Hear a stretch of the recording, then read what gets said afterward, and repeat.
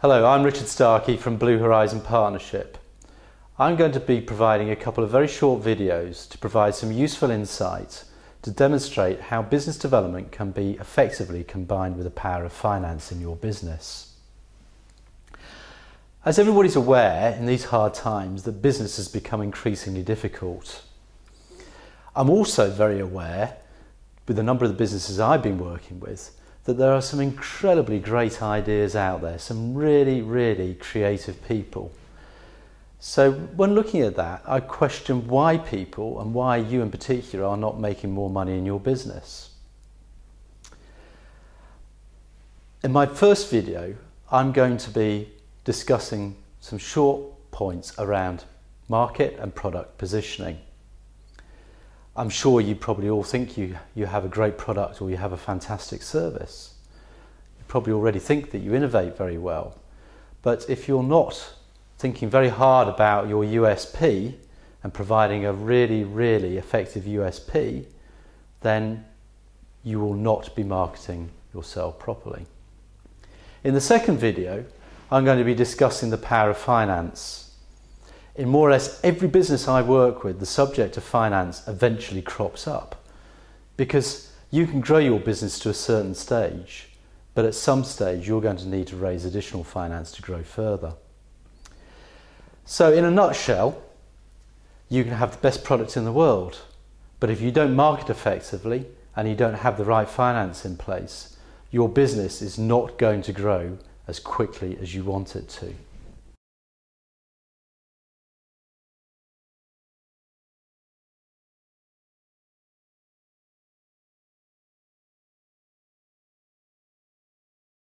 Let's talk a little bit about market and product positioning. You all started your businesses because you firmly believed you had a great idea with a fantastic product or service that lots of people wanted to buy. That's great, but did you stop to think about your business strategy and where you wanted to end up? Business strategy is a bit like a compass. If you were sailing from Southampton to Melbourne, would you depart on your journey without a compass? Of course you wouldn't. And the business strategy is a little bit like a compass. What happens is you start your journey from Southampton, you set your course on the compass, it starts very well, but at this stage you encounter a storm and it blows you slightly off course. What the compass keeps doing is putting you back on course until you reach your destination. And a business strategy works in exactly the same way. Your strategy has to be capable of being adjusted as you have the odd storm in your own business or the odd rain shower, to allow you to arrive successfully at your own destination and to realise your own goals and dreams in business. That's great. So we've now thought about a business strategy, you've now gone and applied that, so is that enough? Well, no, it isn't. Are you capable of actually being able to stand out from the crowd? We've said already that this business at the moment is highly difficult. There's lots and lots of people competing for your customers. So are you able to think about why you're different? Have you got a niche product with a unique selling proposition? And are you able to engage with your audience and to stand out from the crowd by providing highly effective messages? Without that, you can have the best product in the world, but you're not going to be able to reach your target audience, and you're not going to be able to explain to them why your product is so great and why you're so different as a business and why people should be buying from you rather than your thousands of customers. So let me just leave you with that thought for one moment just to think about.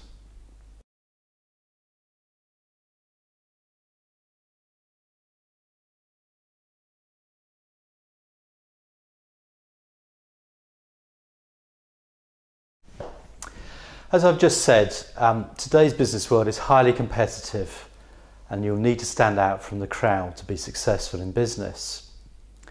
You may have heard these statistics already. But in the first 5 years, only 1 out of 5 businesses survive. And in the second 5 years, the same is true again. 4 out of 5 businesses fail or don't survive beyond 10 years. So what I'm saying is only 1 out of 25 businesses survive beyond 10 years. That's pretty startling. So I'm now going to explain to you how you can avoid those pitfalls and become successful in business and be the 1 out of 25 businesses that are still around after 10 years. I call it the 8D principle, and this is very simple, and I'm going to take you through it. The A stands for attention.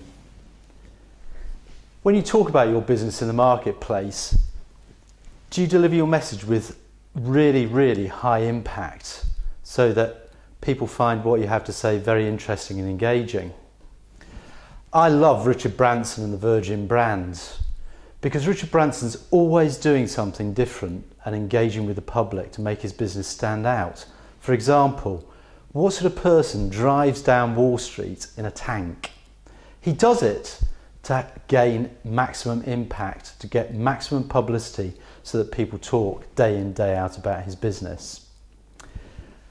The I is interest. When you're talking to your customers, you want to say something very interesting that they find interesting, want to listen to you further. I find, and you probably do, the adverts on the television around comparethemarket.com fascinating. It's a fantastic positioning concept. They've taken what has a perception to be a very boring insurance product and make it hugely fascinating by employing some animated meerkats who make the whole thing highly humorous but also incredibly engaging. Everybody remembers it as a consequence. The C is credibility. As I said before, you probably believe you have a great product or a great service that people really want to buy. And do people think the same as well? And do you actually take from them testimonials and case studies to provide huge credibility to your business? When I go away on holiday now, I look at the hotels and the airlines I'm going to be flying with and have a long, hard think about what people are saying about those places. And I pick my hotels based on TripAdvisor reviews. What are those reviews? Those are merely testimonials. The D is desire. In business, people buy from each other because you're solving a problem for your customer. Put simply, you have to be able to provide a big solution. Now, what I would suggest you do, and I advise most of my clients, to actually think about all of the benefits you are providing for your customers. Write them all down. And write them all down and justify them in your own mind to yourself using the terminology, this means that. And you'll find that is extremely powerful and you will create the desire, high impact. The A, action or call to action, is simply making your product totally irresistible so that people have no option to buy from you. Put quite simply, it's a no-brainer. So how do we achieve that? Well, I'll give you a very simple example. I've got a friend who runs dog breeding kennels and he sells his puppies from the dog breeding kennels. And he decided he was going to run 2 offers for his customers. The first offer was, okay, you pay me for the puppy, you take it home. If you're not happy with the puppy in the home and your family's not getting on with it and the puppy's not happy either, bring the puppy back and I'll give you your money back. Money back guarantee, highly engaging. The second offer he ran was don't pay me a penny to start with, take the puppy home, see if the family gets on with it, I'm sure they will. If they don't, bring the puppy back, I'll take the puppy back from you and there won't be anything charged to you at all. He knew, because he understood his puppies extremely well, and he was able to match up a puppy with that family, that people would never bring the puppies back. And consequently, the second offer was the one that was most successful because it was a no-brainer. So, I hope you found this all highly engaging and of use. There's much more. But hopefully the thoughts I've given you will provide you with some great ideas where you're able to make more money more often and more easily in your business.